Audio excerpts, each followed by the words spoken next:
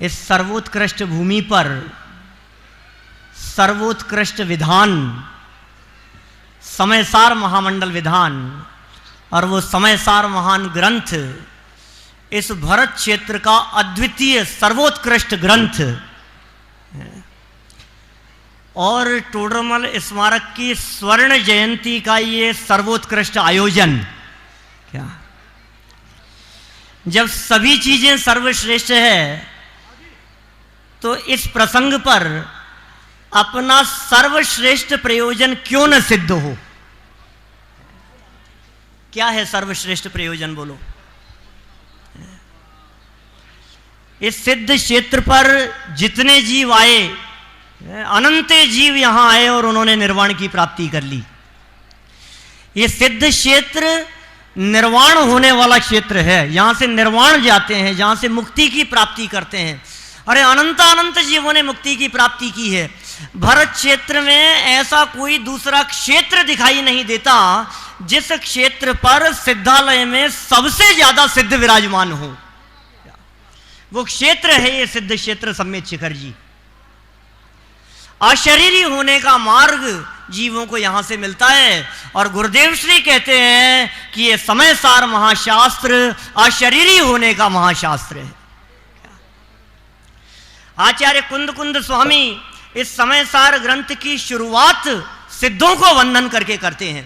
सोचो आप कैसे होगा सिद्धों को वंदन, कैसे वंदन किया है, ये क्या चीज है ये समयसार ग्रंथ। दादा कहते हैं सर्वस्व समर्पण है इस समयसार के लिए। हिम्मत भाई ने कहा बनाऊं पत्र कुंदन नो रत्नो ना अक्षरो लखी तथापि कुंद सूत्रों ना अंकाए मूल्य। इस समयसार के गाथाओं का आकलन नहीं किया जा सकता, ये इतना बहुमूल्य ग्रंथ है। ये पिछले 2000 वर्षों में अनगिनती लोगों का जीवन इस समयसार से बदल गया। 2000 साल पहले की आचार्य कुंद कुंद स्वामी की रचना और आज हमारे पास में ज्यों की त्यों मौजूद है, ये पंचम काल का कोई बहुत बड़ा आश्चर्य है। 3 दिन पहले 4 लाइनें लिख करके किसी कागज पे रखी हो घर पर, ढूंढो तो मिलती नहीं है भाई साहब। 3 दिन पहले की 4 लाइनें नहीं मिलती। दादा ने 18 साल की उम्र में लिखा था वो पूरा वैराग्य महाकाव्य। कितने साल लग गए उसको ढूंढने में? 60 साल में मिला तो भी आधा। ये 2000 साल बाद भी यदि ये समयसार हमारे पास में ज्यों का त्यों यदि उपलब्ध है तो ये हम लोगों का कोई महाभाग्य है। और यदि ये समयसार महाग्रंथ उपलब्ध भी हो जाता था भी, मान लो दर्शन की विषय वस्तु बना हुआ था, कौन सा बहुत बड़ा काम हो गया था। यदि पूज्य गुरुदेव श्री ना होते तो ये समयसार ग्रंथ अलमारियों में बंद होता और सिर्फ अर्घ चढ़ाने के काम आता, दर्शन करने की विषय वस्तु बना रहता। ये हमारे सद्भाग्य से ये समयसार ग्रंथ ये जन जन के पठन पाठन की विषय वस्तु बना दिया गुरुदेव श्री ने। ये हमारा महाभाग्य है। क्या गजब की विषय वस्तु है। ये समयसार आगम नहीं है भाई साहब, ये समयसार परमागम है। आप जानते हैं आगम क्या होता है और परमागम क्या होता है? कि साहब इसमें क्या हो गया? आपने ऐसी बातें तो कई बार सुनी होगी इन दोनों के अंतर की, कि जिसमें आत्मा की चर्चा हो वो परमागम और जिसमें अन्य विषयों की डिटेल में चर्चा हो वो सब आगम। लेकिन मैं अभी आपको ये सिद्ध करके बताने वाला हूं कि ये समयसार ग्रंथ परमागम ग्रंथ क्यों है। आगम किसे कहते हैं? परिभाषाएं उठाओ, शास्त्रों को खोलो। आगम किसका नाम है? आगम आप्त के वचन का नाम आगम है। आप्त वचनम आगम, सब पढ़ते हैं, सारे शास्त्रीय विद्वान हैं आधे से ज्यादा।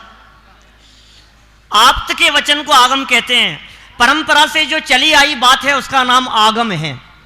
आगम में अनुभूति की बात नहीं होती, और जहां अनुभूति की बात होती है वो आगम नहीं, वो परमागम होता है। आचार्य कुंद कुंद स्वामी ने हर गाथा अनुभव में डूब डूब करके लिखी है, सुनी सुनाई बात नहीं लिखी है।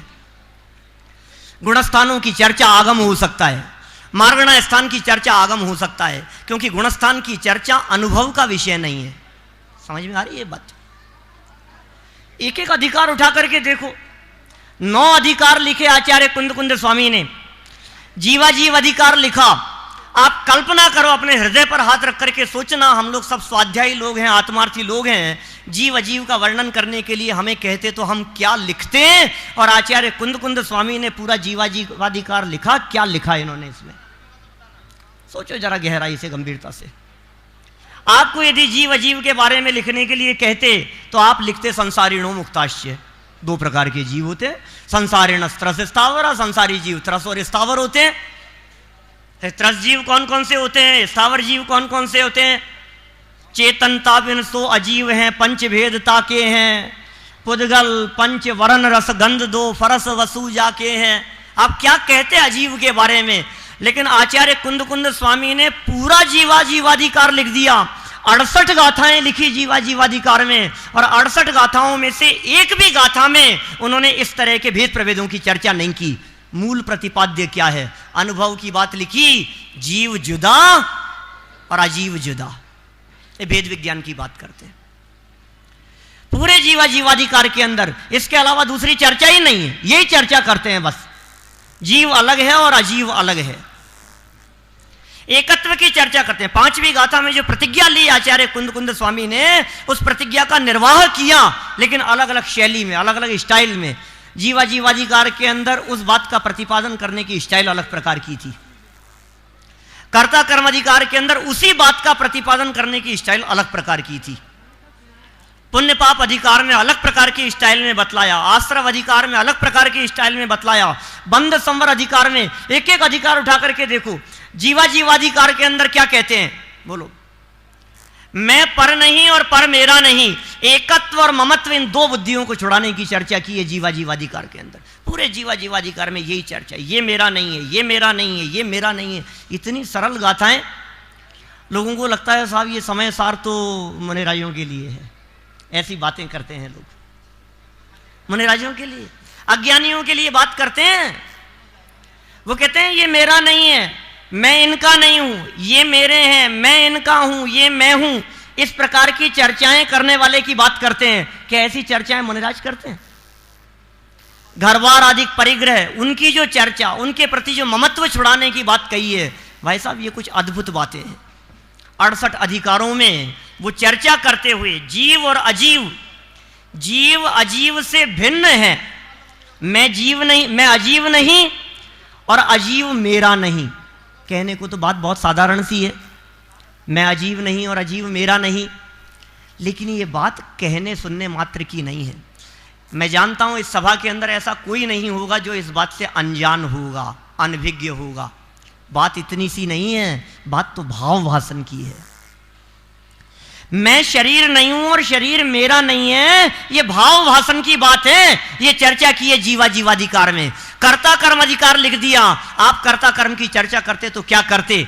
और कुंद स्वामी ने कर्ता कर्म अधिकार की चर्चा की और क्या कहा? मैंने कहा था विधान के अवसर पर बीच में, पूरा कर्ता कर्म अधिकार 76 गाथाएं लिखी कर्ता कर्म अधिकार में। 69 नंबर गाथा से शुरू हुआ और 144 नंबर गाथा तक 76 गाथाएं हैं। 76 गाथाओं में उन्होंने ईश्वर कर्तृत्व का निषेध नहीं किया। जैन दर्शन का प्राण है ईश्वर कर्तृत्व का निषेध। सारे न्याय शास्त्र इस विषय से भरे हुए। न्याय की चर्चाओं में यही ये बातें आएगी, भगवान कर्ता धर्ता नहीं है, भगवान कर्ता धर्ता नहीं है। अरे जैनियों को तो न्याय शास्त्रों में नास्तिक कह करके पुकारा गया है। 3 दर्शनों को नास्तिक दर्शन कहते हैं, जैन दर्शन, बौद्ध दर्शन, चारवाक दर्शन। क्यों कहते हैं नास्तिक? बोले भगवान को कर्ता नहीं मानते, इसलिए नास्तिक दर्शन है। ये कोई बहुत बड़ी चीज नहीं है।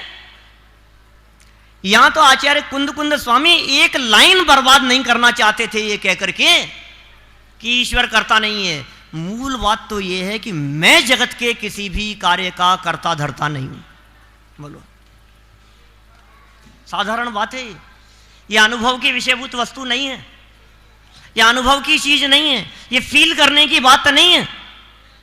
खाते हुए, नहाते हुए, उठते बैठते हुए भोजन करते हुए भी मैं भोजन की क्रिया का करता नहीं, नहाते हुए नहाने की क्रिया का करता नहीं। कि साहब प्रवचन सुनने की क्रिया के तो करता है ना, पंडित जी प्रवचन तो कर रहे हो ना। ये कर्ता कर्म अधिकार में स्पष्ट कर दिया कि तू प्रवचन करता नहीं, तू प्रवचन सुनता नहीं, तू सुनने की क्रिया का करता नहीं और सुनाने की क्रिया का करता नहीं, और ये क्रियाएं तेरा कर्म नहीं। कैसे वेद विज्ञान की बात करते हैं। पूरा का पूरा ग्रंथाधिराज समय सार भेद विज्ञान के लिए समर्पित है। इसमें विशेषकर संवर अधिकार तो पूरा भेद विज्ञान के लिए समर्पित कर दिया। किसका नाम है? जैन दर्शन। ये प्राण है भाई साहब, जैन है ना हम लोग। कौन होते हैं जैन बताओ? कोई व्यक्ति पूछ ले आपसे। 2-1 साल पहले की बात है, मैं अमेरिका से लौट रहा था, अकेला था फ्लाइट में, बहुत लंबा सफर था। मेरे बगल में एक सज्जन बैठे थे। मैंने बात तो करनी चाहिए और अपन क्या बात करें। हमने पूछा आप कौन से धर्म को मानते हो? संयोग से हिंदी जानते थे, हमने बातचीत की थोड़ी बहुत, कुछ इंग्लिश में टूटी फूटी इंग्लिश में, कुछ थोड़ी बहुत वो जानते थे। कौन से धर्म को मानते हो? उन्होंने हमसे पूछा, हमने उनसे पूछा। उन्होंने हमसे पूछा तो हमने कहा हम तो जैन हैं भाई। आपको जानकर के आश्चर्य होगा शेखर चंद्र जी साहब, उन्होंने कहा ये जैन कौन होते हैं? कौन होते हैं जैन? बोलो दीपक भाई। अब जैन कौन होते हैं, इनको क्या समझाएं? हमें इतना याद आया एकदम, मैंने कहा यार भगवान महावीर स्वामी का नाम लो क्या, कि हम तो महावीर के अनुयायी हैं, महावीर भगवान को मानते हैं, उनका नाम तो आपने सुना ही होगा। हम जैन हैं और हमारा धर्म जो है वो महावीर भगवान वाला है। सामने वाले ने नेक्स्ट क्वेश्चन कर दिया, हु इज महावीर? यार दिमाग चकरा गया, अब क्या समझाऊं इसको क्या होता है जैन धर्म। अब कौन जैन कौन महावीर, अभी महावीर भगवान को भी नहीं जानता। अब किसकी बात करें बोलो। चर्चा चलती रही, उन्होंने पूछे क्या होता है आपका धर्म, क्या है, कैसा है? आप अपने सीने पर हाथ रख करके सोचना, यदि आपके सामने ऐसा प्रसंग बने तो आप उसको क्या समझाओगे कि जैन धर्म क्या है? बोलो। रात को भोजन नहीं करने का नाम जैन धर्म है? आलू प्याज नहीं खाने का नाम जैन धर्म है? रोजाना मंदिर जाने का नाम जैन धर्म है? अरे क्या है जैन धर्म, ये तो बताओ भाई साहब। इन क्रियाओं का नाम जैन धर्म नहीं है, खाने पीने की बातों का नाम जैन धर्म नहीं है, ये अकर्तावाद का नाम जैन धर्म है भाई साहब। भेद विज्ञान की चर्चा का नाम जैन धर्म है। एक द्रव्य दूसरे द्रव्य का कर्ता धरता नहीं है, इसका नाम जैन धर्म है। आचार्य कुंद स्वामी ने जैन धर्म 2000 साल पहले बतलाया। जन जन तक पहुंचाने की जरूरत है ये बात। कौन जानता है समाज में कौन होते हैं जैन, कौन होते हैं जैन? पता नहीं साहब, पता नहीं कौन होते हैं जैन। हम तो जैन है बता। आप क्यों जैन हो? हमारे पिताजी जैन थे। वो क्योंकि उनके पिताजी जैन थे, वो क्योंकि उनके पिताजी जैन थे। अरे होते कौन है जैन? हम बच्चों को सिखाते हैं बेटा रात को नहीं खाते, बेटा अपन जैन है रात को नहीं खाते, बेटा अपन जैन है आलू प्याज नहीं खाते। तो बच्चे के भी दिमाग में ये भर जाता है जैन कौन होते हैं? जो आलू प्याज नहीं खाते। जैन कौन होते हैं? जो रात्रि भोजन नहीं करते। कौन होते हैं जैन? जैन वो होते हैं जो आत्मा को परमात्मा मानते हैं। जैन वो होते हैं जो कण कण की स्वतंत्रता की बात करते हैं। जैन वो होते हैं जो एक द्रव्य को दूसरे द्रव्य का कर्ता धर्ता नहीं मानते हैं। कुल में जन्म लेने से क्या फर्क पड़ता है? फिर चाहे सप्तम नरक की नरक अवस्था क्यों नहीं हो, 7वें नरक का नारकी हो, लेकिन एक द्रव्य को दूसरे द्रव्य का कर्ता धर्ता नहीं मानता, वो जैन है।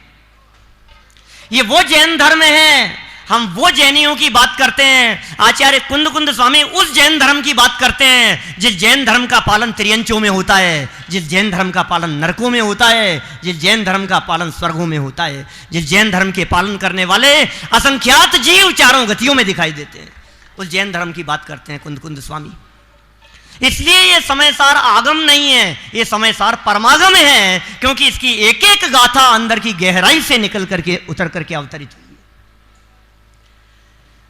युगल जी बाबू जी क्या करते थे, उनके सामने लोग कहते थे ऐसी बात, ये साहब आप ये कैसी अद्भुत बातें करते हो, आप अपनी बातें बदल क्यों नहीं देते हो, क्या करता बात की बात करते हो?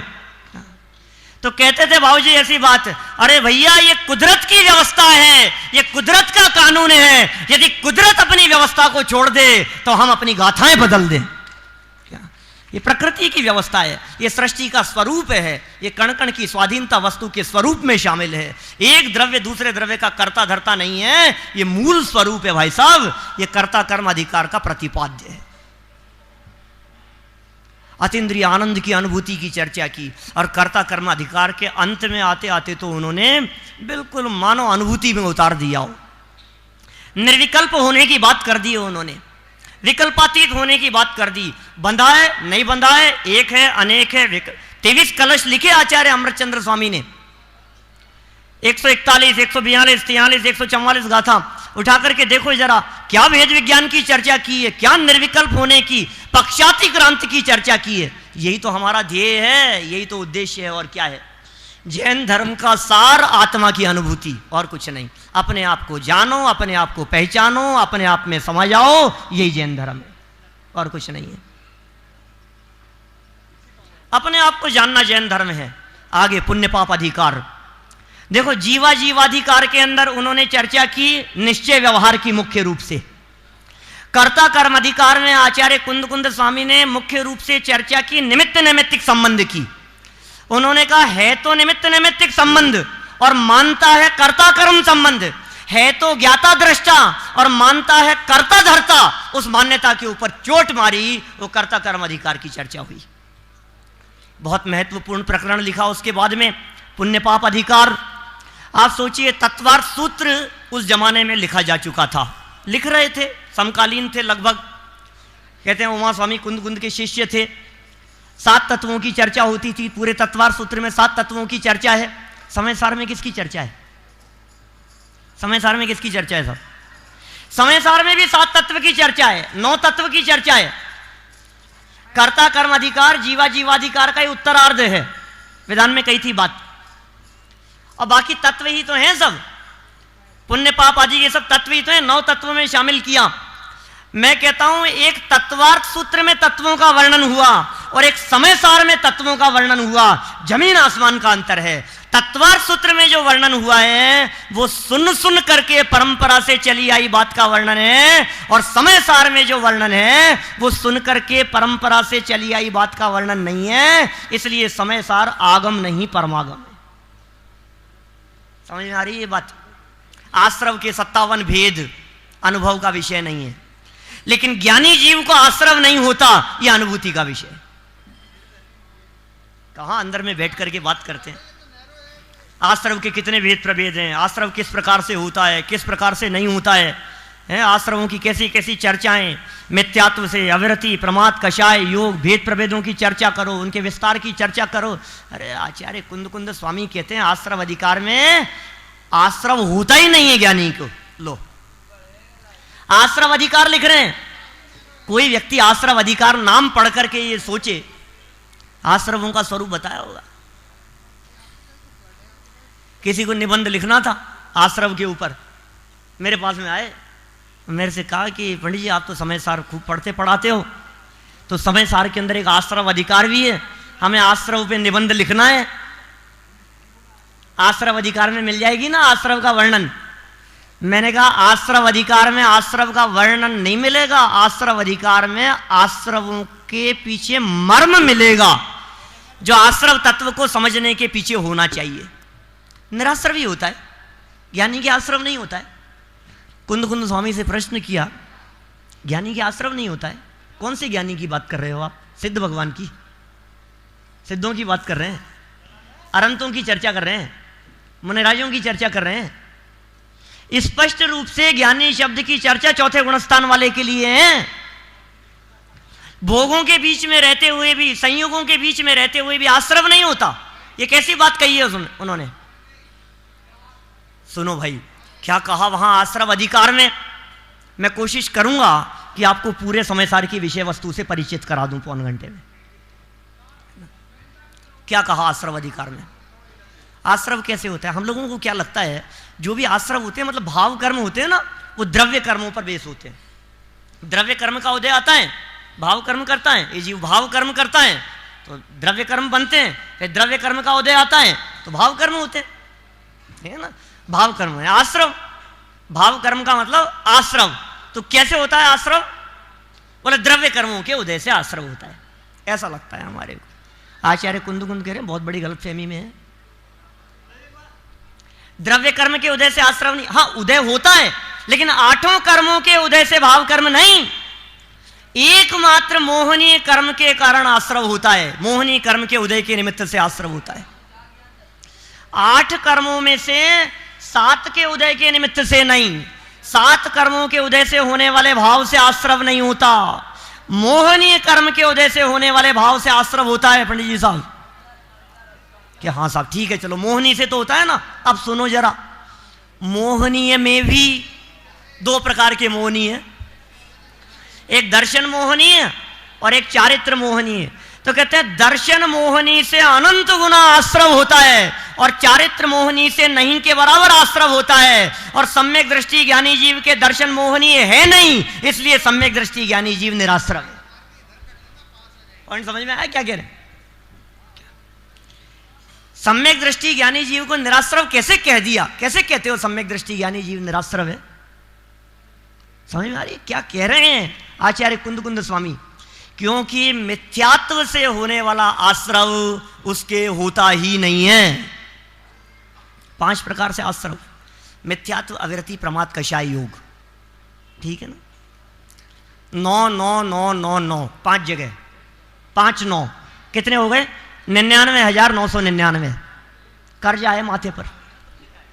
99,999 का उतारने के लिए क्या करें बोलो?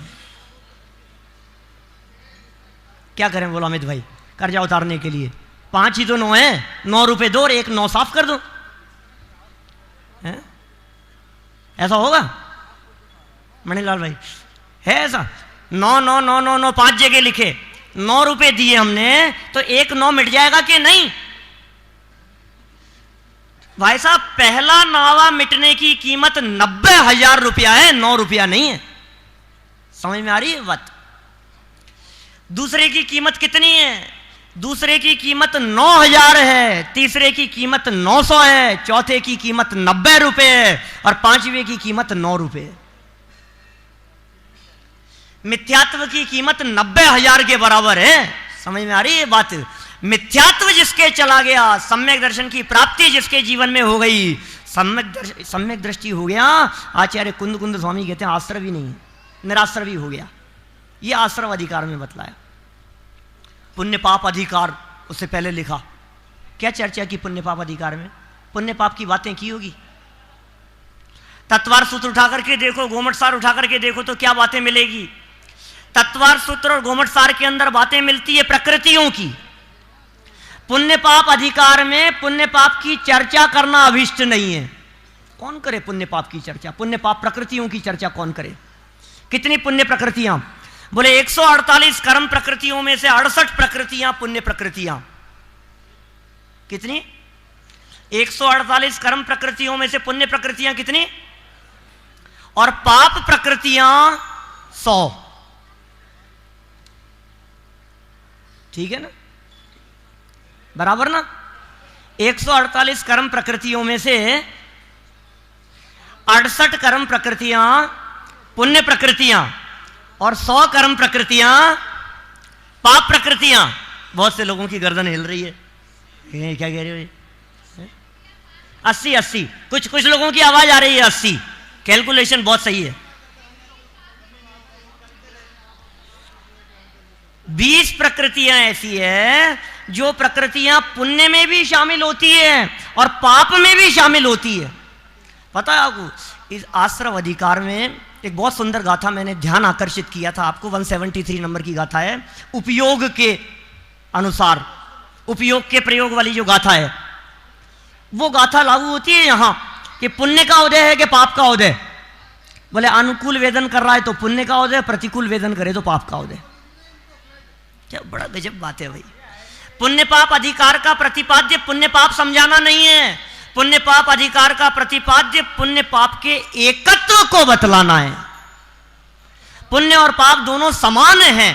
पुण्य और पाप में कोई अंतर नहीं है, दोनों एक जैसे हैं। लोहे और सोने की बेड़ियों की चर्चा करके उनकी बात कह दी। जो लोह बेड़ी बांधती त्यों स्वर्ण की भी बांधती। क्या गजब दृष्टिकोण है। अब ये पुण्य और पाप समान है, यह आत्मार्थियों की सभा के लिए कोई नई बात नहीं है। पुण्य और पाप दोनों एक समान है। ये यदि यहां इस भरी सभा में मैं चर्चा करूं तो कोई नई बात है क्या आत्मार्थियों के लिए? बात नई तो नहीं है, लेकिन फीलिंग की बात है। क्या कह रहा हूं मैं? थोड़ी सी प्रशंसा करें, थोड़ा सा पुण्य का उदय हो तो देखो क्या हाल होता है इसका। थोड़ा सा पाप का उदय हो, निंदा होने लगे तो देखो क्या होने लगता है। ये क्या हुआ? अभी तो तुम दोनों को समान कह रहे थे ना। भाई साहब, पुण्य पाप को समान कहने का कोई अधिकार नहीं है। ये पुण्य पाप को समान कहने का अधिकार गुरुदेव जैसे ज्ञानी पुरुषों को है, जिन जीवों को काले झंडे भी दिखाए तो कोई फर्क नहीं पड़ता, और लाखों अनुयायी उनके साथ में चलें तो कोई फर्क नहीं पड़ता, जय जयकार करें तो कोई फर्क नहीं पड़ता, और निंदा और आलोचना करने वाले हों तो कोई फर्क नहीं पड़ता। सब भगवान नजर आते हैं। वो उनके मुंह से शोभा देती है ये बात। पुण्य और पाप समान है, समान है। पुण्य और पाप समान लगते हैं तुम्हारे को? थोड़ी सी व्यवस्थाओं में कमी हो, पाप का उदय हो तो वैसा लगता है जैसे एसी में बैठे हों। लाइट चले जाए, पंखे नहीं चल रहे हों तो एसी में बैठे हों और बिना पंखे के बैठे हों, एक जैसा अनुभव होता है? भोजन में पकवान हो और नीरस भोजन हो, दोनों एक जैसा लगता है? आप कह रहे हो पुण्य पाप समान है, कहने के लिए, बोलने के लिए समान है। यह अनुभव की चीज है। आचार्य कुंद कुंद स्वामी फील करके, अनुभव करके ये बात कहते हैं। पुण्य और पाप दोनों की समानता की चर्चा पुण्य पाप अधिकार में की, इसलिए ये परमागम है। पूरा संवर अधिकार लिख दिया, वेद विज्ञान के लिए समर्पित। वेद विज्ञान तय सिद्धा। आज तक जितने जीव सिद्ध हुए इस निर्वाण भूमि से, अनंत तो तीर्थंकर मोक्ष चले गए सिद्ध क्षेत्र सम्मेद शिखर जी से। पता है आपको कितने तीर्थंकर अनंत तीर्थंकर मोक्ष गए? कोई कहेंगे साहब 20 गए। 20 नहीं, भूतकालीन 24 के अनंत, उसके पहले की 24, उसके पहले की 24। अरे अनंत काल पहले भी जाकर के देखोगे तो भी अनंत तीर्थंकरों ने इस निर्वाण भूमि से निर्वाण की प्राप्ति की है। ये वो सिद्ध क्षेत्र है, कण कण पवित्र है यहां का। अंदाजा है आपको कहां बैठे हैं हम लोग? ये कौन सा सिद्ध क्षेत्र है? ये सिद्ध बनने के लिए आते हैं यहां पर। आप लोग काहे के लिए आए हो? समयसार पढ़ने के लिए? अरे समयसार का पढ़ना भी सिद्ध बनने के लिए होता है।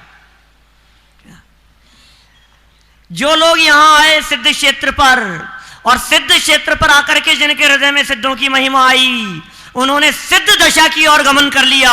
सिद्धों ने उन्हें अपनी ओर आकर्षित कर लिया और वे अनंत आनंद सिद्धों में जाकर के मिल गए। है तैयारी 14 तारीख को ऊपर चलने की? कौन से ऊपर जाने की बात कर रहा हूं? कहां ऊपर चलने की बात कर रहे हैं अपन? अरे पंडित जी इतना जल्दी कहां ऊपर, अभी तो वापसी का टिकट लाए। वापसी का टिकट लाने वालों को मुक्ति की प्राप्ति नहीं होती। अरे जो सब छोड़ करके एक मुक्ति की भावना से आते हैं उन्हें मुक्ति की प्राप्ति होती है। भाई साहब कण कण पवित्र है यहाँ का। जीवन बदल जाना चाहिए इस भूमि पर आकर के। तो स्वच्छंदता की बात नहीं होनी चाहिए। लोग कहते हैं समय सार पढ़ करके स्वच्छंद हो जाते हैं। निर्जराधिकार स्वच्छंदी दिलाने वाला अधिकार लगता है। ज्ञानवंत को भोग निर्जरा हेतु है।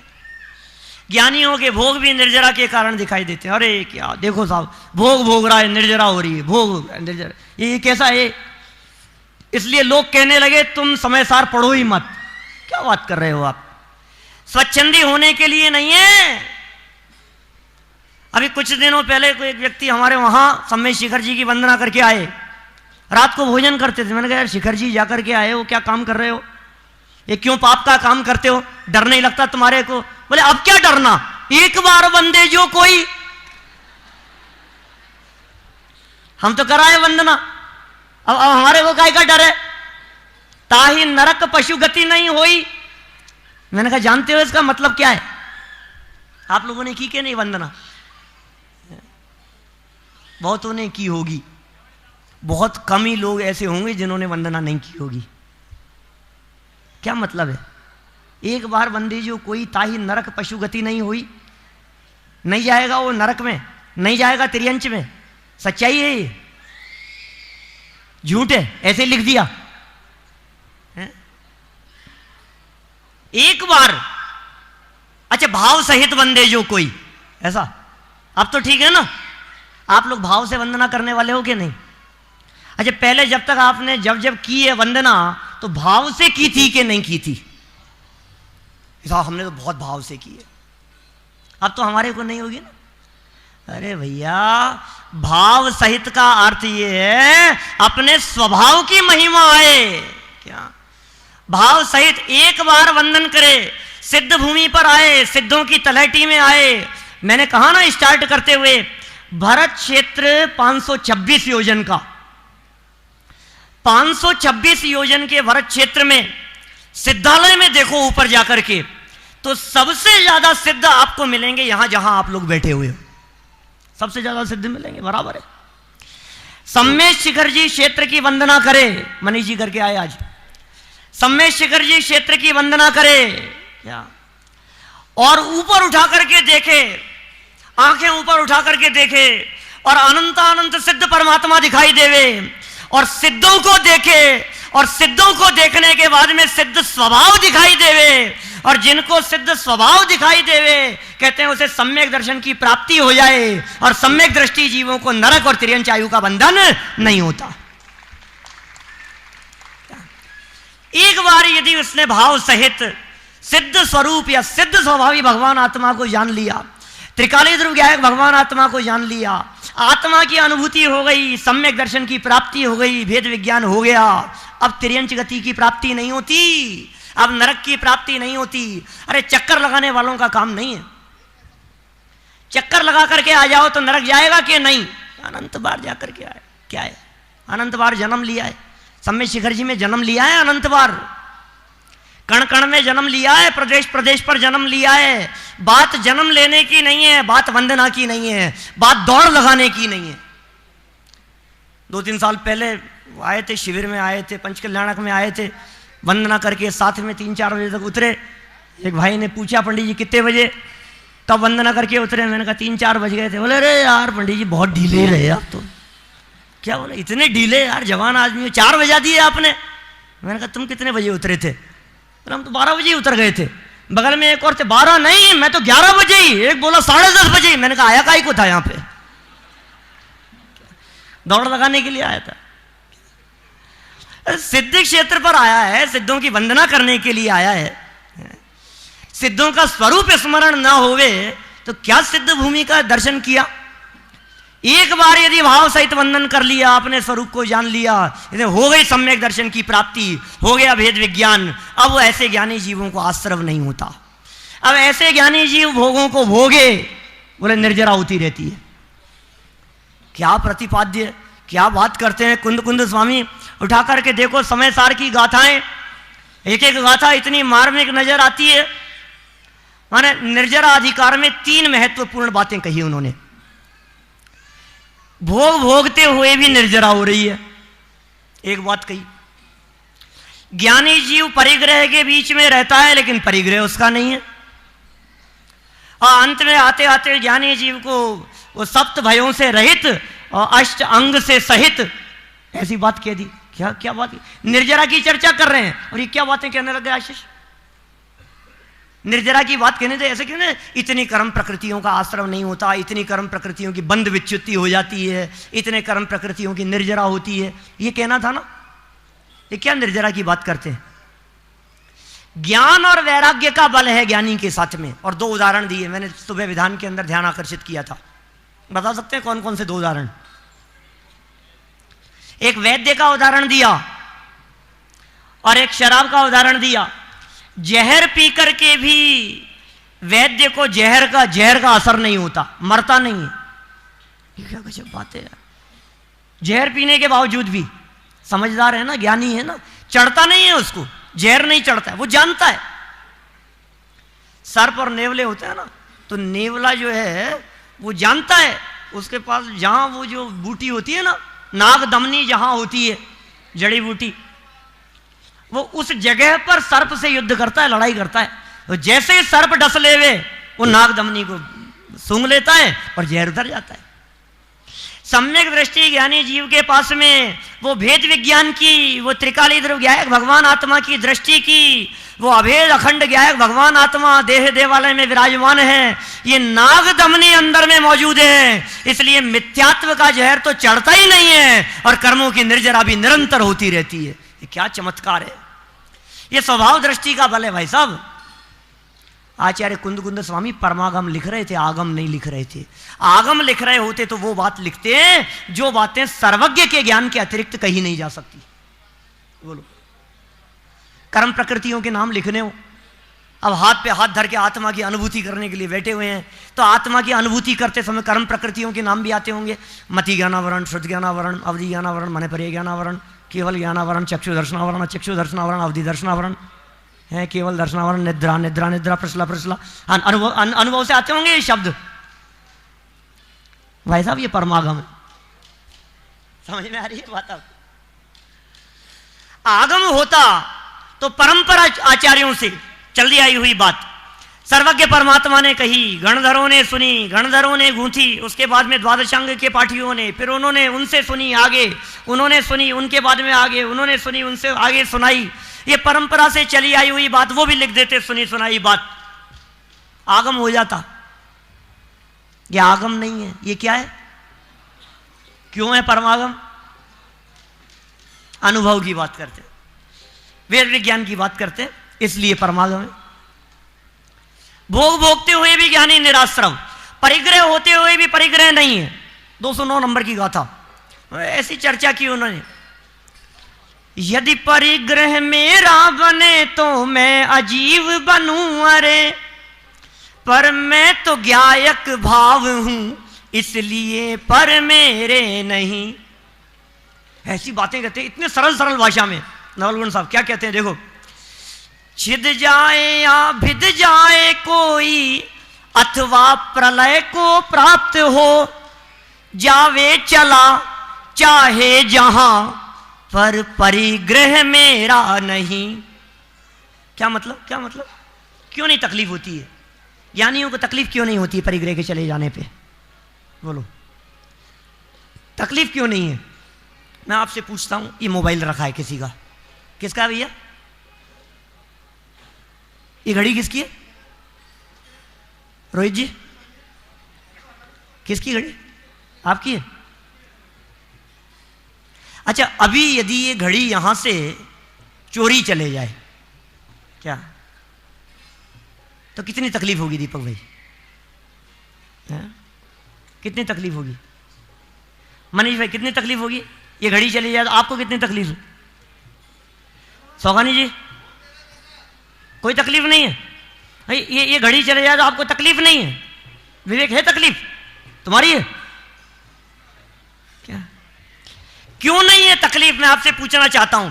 इस भरी सभा में, इस भरे पांडाल में, हजारों लोगों की उपस्थिति में, 10,000 लोगों में से 8,000 लोगों में से सिर्फ एक व्यक्ति को तकलीफ होती है, बाकी लोगों को फर्क क्यों नहीं पड़ता? मैं आपसे पूछना चाहता हूं। मेरी नहीं है, सीधी सी बात है, बस मेरी नहीं है, मेरी नहीं है तो तकलीफ नहीं है। अब ज्ञानी जीव को परिग्रह छिद जाए, भिद जाए, चले जाए, प्रलय को प्राप्त हो जाए, तकलीफ क्यों नहीं है? कि मेरा नहीं है, बात खत्म। क्या क्या मार्मिक पॉइंट देते हैं, एक एक बिंदु कैसा बतलाते हैं आचार्य कुंद स्वामी। कहीं इधर उधर घूमने फिरने का, शांति से बैठो, पहले यह नक्की करो कि तुम्हारा छाया नहीं। क्या यहां रखा था मोबाइल, जिसका था वो आए एकदम, और पंडित जी मोबाइल रखा था, मैंने कहा यार दिख नहीं रहा है, कहां चला गया, कहां चला गया?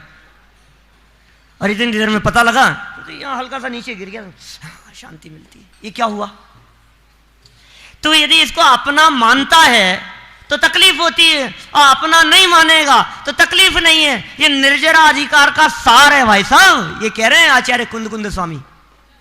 ये परिग्रह तेरा नहीं है, ये निर्जरा अधिकार का सार है। निशंक रहते हैं, निर्भय रहते हैं। 8 गाथाएं लिखी, 7 भयों की चर्चा की, 6 कलशों के अंदर 8 अंगों की चर्चा की कुंद स्वामी ने, और निशंकित अंग की चर्चा करते हुए 7 भयों की चर्चा की अमृतचंद्र स्वामी ने कलशों में। निर्भया निशंका, जो निर्भय होते हैं वो निशंक होते हैं। आप सोचो जरा, यदि कुंद स्वामी की जगह, अमृतचंद्र स्वामी की जगह हम होते तो निशंकित अंग का क्या वर्णन करते? सब जगह पर लगाना अपने आप को। मैं कहता हूं अधिकार का नाम पढ़ो और अपने दिमाग में चिंतन करो, और अपने चिंतन को आचार्य कुंद कुंद स्वामी और अमृतचंद्र स्वामी के चिंतन से मिलाओ, और फिर देखो हम कितने पानी में। बोलो, निशंकित अंक की चर्चा करो, जिन वच में शंका ने धार, शंका नहीं करना, शंका नहीं करना, जो बात कही है उसको वैसा ही मान लेना, ये निशंकित है ना। वो कहते हैं निर्भय है, त्रिकाली ध्रुव क्या है, भगवान आत्मा के अवलंबन से निर्भय है वो, इसलिए निशंक है। उसकी निशंकता का आधार निर्भयता है। अजब गजब की बातें कहते हैं। निर्जराधिकार, बंद अधिकार उठा करके देखो कि साहब बंद में तो बंद की चर्चा करेंगे। किसकी? प्रकृति बंद, प्रदेश बंद, स्थिति बंद, अनुभाग बंद। अरे भाई साहब, मैंने कहा ना, प्रकृति प्रदेश स्थिति अनुभाग बंद अधिक अनुभूति के विषय नहीं है। क्या अनुभूति का विषय क्या है? बंधन के कारण की चर्चा की है उन्होंने, बंध की डिटेल की चर्चा नहीं की कुंद कुंद स्वामी ने, लेकिन बंधन के मूल कारण की चर्चा की है। प्रारंभ किया उन्होंने तेल मर्दन कर पुरुष, वहां से चर्चा चालू की बंध अधिकार में। तेल की चिकनाई यदि है तो रज चिपकती है, और चिकनाई यदि नहीं है तो धूल मिट्टी चिपकती नहीं है भाई साहब। तो कौन सी चिकनाई की बात है? ऐसी ऐसी बातें लिखी अमृतचंद्राचार्य देव ने टीका में, तो ऐसी बातें कह दी, कर्मों से नहीं बनता, हिंसा से नहीं बनता, मन वचन काया की योग की प्रवृत्ति से नहीं बनता, भोगों से नहीं बनता। अरे यार, क्या कर रहे हो आप? भगवान क्या कर रहे हो आप? ऐसी बातें लिखोगे क्या हो रहा है? बनारसी दास जी का छंद याद होगा, बहुत विद्वान बैठे हैं। कर्म जाल वर्गणा सो जग में न बंधे जीव, बंधे न कदापि मन वच काय योग सो, चेतन अचेतन की हिंसा सो न बंधे जीव, बंधे न अलख पंच विषय विष भोग सो। अरे साहब, ऐसा कैसे हो सकता है? ऐसा कैसे हो सकता है कि इनसे नहीं बंधे, इनसे नहीं बंधे, कर्म से नहीं बंधे? तो उदाहरण देकर के समझाया। अरे यदि कर्म वर्गणाएं बांधने में समर्थ होती तो सिद्ध भगवान को भी बंधन होना चाहिए था, सिद्धों को बंधन नहीं होता। कि साहब मन वचन काय से तो बंधता होगा, कि मन वचन काय यदि बंधन का कारण होता क्या, तो अरहंत भगवान को बंधन होना चाहिए था। कि साहब हिंसा वगैरह से तो बंधन होगा, चेतन अचेतन की हिंसा से, जीवों के मरने से। तो कहते हैं नहीं, इससे यदि बंधन हो तो मुनिराजों को भी बंधन होना चाहिए, नहीं होता।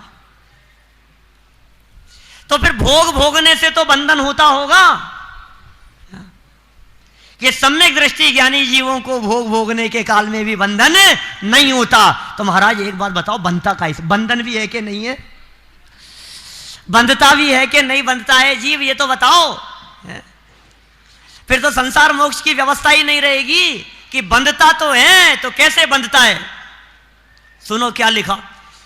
कर्म जाले वर्गणा सो जग में न बंधे जीव, बंधे न कदापि मन वच काय योग सो, चेतन अचेतन की हिंसा सो न बंधे जीव, बंधे न अलख पंच विषय विष भोग सो, और कर्म सो अबंध सिद्ध, योग सो अबंध जिन, हिंसा सो अबंध साधु ज्ञानी विषय भोग सो, और इत्यादिक वस्तु के मेलाप सो न बंधे जीव, बंधे एक राग आदि अशुद्ध उपयोग सो। अरे अशुद्ध उपयोग से बंधता है, मिथ्यात्व सहित राग आदि से बंधता है। मिथ्यात्व तेरे बंधन का मूल कारण है। प्राणी मरे या ना मरे, बंध अधिकार। जीवन मरण की चर्चा, सुख दुख की चर्चा कर्म के उदय से। अरे तेरे परिणामों से कर्म का उदय निमित्त बनता है उसमें। अभी तो ये कहता है इसने मुझे दुखी कर दिया। अरे साहब दुखी कर रखा है इन्होंने तो नाक में दम कर रखा है हमारे। मानते ही नहीं है, सुनते ही नहीं है। अभी यदि दुखों की लिस्ट बनाने लगे तो लंबी चौड़ी लिस्ट बन जाए, डायरी भर जाए पूरी, कितने संकट है, कितनी परेशानियां हैं। क्या वो तो बबलू जी ने खड़े होकर के कहला दिया, कोई नहीं कहेगा। क्या बहुत अच्छा, कोई शिकायत नहीं, शाबाशी देना बच्चों को। और यदि अभी शिकायत करने लगो तो ऐसा नहीं है, वैसा नहीं है, लाइट कटौती, ये नहीं है, वो नहीं है, गर्मी बहुत है, भीड़ बहुत है, अरे साहब क्या करते हो, टाइम का ध्यान नहीं रखते हो, घड़ी नहीं देखते हो। क्या सुनो भैया, मिथ्यात्व सहित राग बंधन का कारण है ये बंध अधिकार का मूल। बोलो, मोक्ष अधिकार की चर्चा की और भेद प्रभेद नहीं बतलाए और कर्मों से मुक्ति की बात नहीं कही। क्या कहा उन्होंने मोक्ष अधिकार में? बंधन के चिंतन से मुक्त नहीं होगा, मुक्ति के चिंतन से मुक्त नहीं होगा, विकल्पों से मुक्ति की प्राप्ति नहीं होगी, प्रज्ञा चैनी के माध्यम से अपने ज्ञायक स्वभाव को बंध से भिन्न अनुभव करेगा तो मुक्ति की प्राप्ति होगी। ये मोक्ष अधिकार में कहते हैं।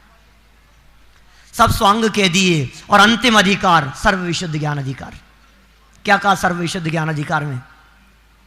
ज्ञायक भगवान आत्मा कैसा है, अकर्तावाद की चर्चा की। गुरुदेव श्री ने क्रमबद्ध पर्याय निकाली 308 से 311 गाथा की टीका से। अकर्तावाद की चर्चा, क्रमबद्ध पर्याय की चर्चा माने अकर्तावाद की चर्चा। टीका के अंतिम शब्दों में आचार्य अमृतचंद्र स्वामी कहते हैं, अथ जीवो अकर्ता अवतिष्ठते। यहां जीव अकर्ता सिद्ध होता है, अकर्तापन की चर्चा। भाई साहब, ये अकर्तावाद जैन दर्शन का मूल है। यदि ये मूल बात नहीं समझ में आई तो समझ लो आप आना सार्थक नहीं होगा। ऐसी ऐसी गाथाएं लिखी है, एक दो गाथा का सैंपल देकर के बात पूरी करता हूं। कल सर्व विशुद्ध ज्ञान अधिकार पूरे की पूजन करेंगे, बीच बीच में थोड़ी थोड़ी बात करेंगे अपन। मैं मारता हूं, मैं बचाता हूं, मुनि होकर के भी 6 काय के जीवों की रक्षा करता हूं। मूल गाथा में 321 नंबर गाथा, 322 नंबर गाथा उठा करके देखो समय सार क्या कहते हैं। रक्षा करूं षटकाय की यदि श्रवण भी माने यही।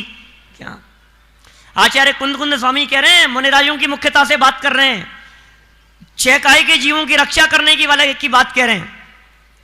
जगत जनयों कहें विष्णु करें सुर नर लोक को। मूल गाथा सारी दुनिया ये कहती है, यहां से बाउंड्री के बाहर निकल करके बात करो, इन्होंने दुनिया बनाई, इन्होंने ऐसा किया, इन्होंने ऐसा किया। अब सुनना जरा क्या कहते हैं कुंद कुंद स्वामी। रक्षा करूं षटकाय की यदि श्रवण भी माने यही, तो ना श्रवण और लोक के सिद्धांत में अंतर रहा। सममान्यता में विष्णु एवं आत्मा करता रहा। समझ में आई क्या बात? क्या कहा? एक तरफ वे लोग हैं जो सृष्टि का कर्ता धर्ता ईश्वर को कहते हैं, और दूसरी तरफ ये व्यक्ति है जो ये कहता है मैंने इसको बचा लिया। कहते हैं, बोले दोनों एक जैसे हैं। 700 मुनिराजों की रक्षा किसने की थी? हैं? किसने की थी सब 700 मुनिराजों की रक्षा? विष्णु कुमार मुनिराज ने। और विष्णु कुमार मुनिराज नहीं आते तो क्या होता बेचारे मुनिराजों का? अच्छा, एक और छोटा सा प्रश्न, गज कुमार मुनिराज की रक्षा किसने की थी? माथे पे सिगड़ी जलाई थी ना? गज कुमार मुनिराज के माथे पे सिगड़ी जली थी ना? किसने जलाई थी? सोमिल सेठ ने, उनके ससुर ने। तो उपसर्ग किसने दूर किया था? फिर क्या हुआ? अरे केवल ज्ञान की प्राप्ति हो गई। कौन किसकी रक्षा करे? अपने स्वभाव का अवलंबन लेकर के ज्ञानी जीव स्वभाव के आश्रय से सदा सुरक्षित रहते हैं। बाहर में कौन किसकी रक्षा करे, कौन किसको बचाए। मैं दूसरे जीवों को बचाता हूं, मैं दूसरे जीवों को मारता हूं, इस कर्तृत्व की मान्यता के ऊपर चोट मारी है। ये पूरा का पूरा समयसार ग्रंथ भेद विज्ञान के लिए है, अकर्तावाद के लिए है। एक द्रव्य दूसरे द्रव्य का कर्ता धर्ता नहीं है, इस बात के लिए है। आप दिगंबर जैन समाज में जरा लोगों से चर्चा करके तो देखो कितने लोग इन बातों को जानते हैं। पिछले 40 सालों से 45 साल गुरुदेव ने ये बात कही, जन जन के बीच में, हजारों लोगों के बीच में। पिछले 40 सालों से ये बात टोडरमल दिगंबर सिद्धांत महाविद्यालय के माध्यम से कही जा रही है। 700 विद्वान आज जन जन में ये बात कह रहे हैं कि एक द्रव्य दूसरे द्रव्य का कर्ता धर्ता नहीं है। फिर भी पूरे दिगंबर जैन समाज में कितने लोगों तक हम ये बात पहुंचा पाए? और यदि नहीं पहुंचा पाए हैं तो आप सोचिए कितनी जरूरत है अभी हमें ये विद्वान बनाने की। ये जो धारा चल गई है ना, ये हजारों लाखों लोग जो जुड़ रहे हैं साथ में, ये तो भाई साहब गुरुदेव के द्वारा निकाला गया माल ऐसा है। मैं कहता हूं लोगों को मिला नहीं है। एक बार ये माल निकाल करके दिखाओ तो सही। ये रत्न राशि है, यदि आवरण से, पैकेट से बाहर निकल करके आएगी तो सामने वाला व्यक्ति इसकी चमक पर आकर्षित हुए बिना नहीं रहेगा। ये ऐसे रत्न है, समय सार के रत्न, क्या ये जगत के जीवों को आकर्षित नहीं करेंगे? आप बताओ तो सही जन जन को ये बात। टोडरमल स्मारक का ये स्वर्ण जयंती वर्ष मनाया जा रहा है, ये स्वर्ण जयंती का प्रसंग है। भाई साहब, ये जो धारा चल पड़ी है टोडरमल स्मारक के माध्यम से, ये धारा इस तरह से बह रही है, अब ये धारा कहीं रुकने वाली नहीं है। अभी स्वर्ण जयंती मनी है, शताब्दी वर्ष मनेगा, सहस्त्राब्दी वर्ष मनेगा, पंचम काल के अंत तक विद्वान तैयार होते रहेंगे। अभी 1000 विद्वानों का सम्मेलन हुआ है, आगे 10,000 विद्वानों का सम्मेलन होगा, फिर लाख शास्त्रीय विद्वानों का सम्मेलन होगा। आप कल्पना तो करके देखो एक बार, ये क्या धारा बह रही है। ये भेद विज्ञान की धारा, ये बहती रहे, ये अपूर्व काम होता रहे। ये काम तो हो रहा है। सुनना, मार्मिक बात कहता हूं, ये धारा तो बह रही है, ये धारा तो बहती रहेगी। इस धारा को रोकने की ताकत तो अब पंचम काल के अंत तक, अरे कोई भी उतर करके आ जाए, आसमान से उतर करके आ जाए, प्रलय हो जाए, भूकंप आ जाए, लेकिन इस धारा को रोकने में समर्थ नहीं है। लेकिन ध्यान देना, क्या कह रहा हूं मैं, ये धारा तो चल रही है। इस धारा में यदि हमने स्नान नहीं किया तो हमारा क्या होगा? अपने आप के बारे में विचार करें, समय सार के मर्म को अपने जीवन में उतारें और समय सार मय